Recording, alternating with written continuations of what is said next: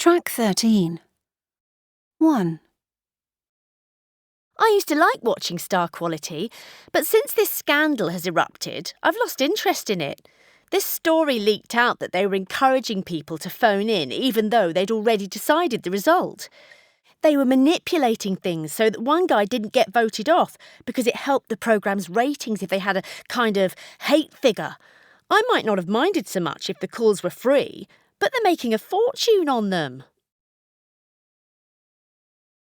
2. We only called a vote because negotiations were going absolutely nowhere. And, despite the massive support we've received from our members, the management is persisting with a ridiculous offer that will basically result in a drop in the value of wages next year. If they hadn't been so reluctant to negotiate, we would not be taking this action now. We understand the public's anger and frustration. We share it. But the blame for this dispute lies firmly with the train company, not with us. 3. I'm totally in favour of a vote on the issue. The way the current system works, some parties get a seat with only 100,000 votes, while others, who poll more than twice that, don't get any. In the run-up to the election, the new party had promised to hold one if they got into power, but in the event all that talk has faded away.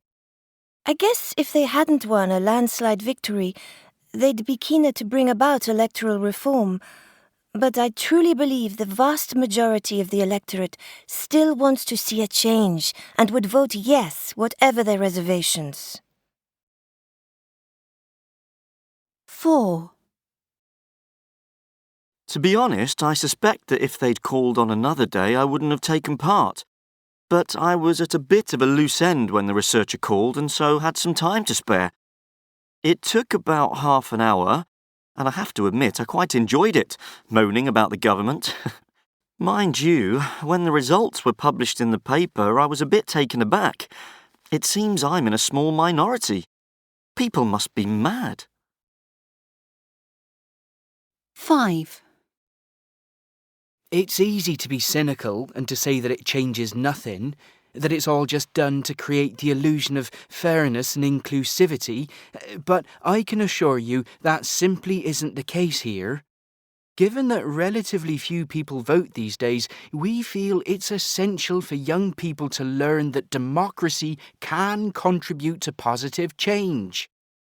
Apart from deciding things like the end-of-term trips, pupil reps can also decide on policy.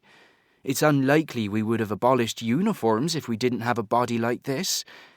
It isn't compulsory to vote, but nearly everyone does.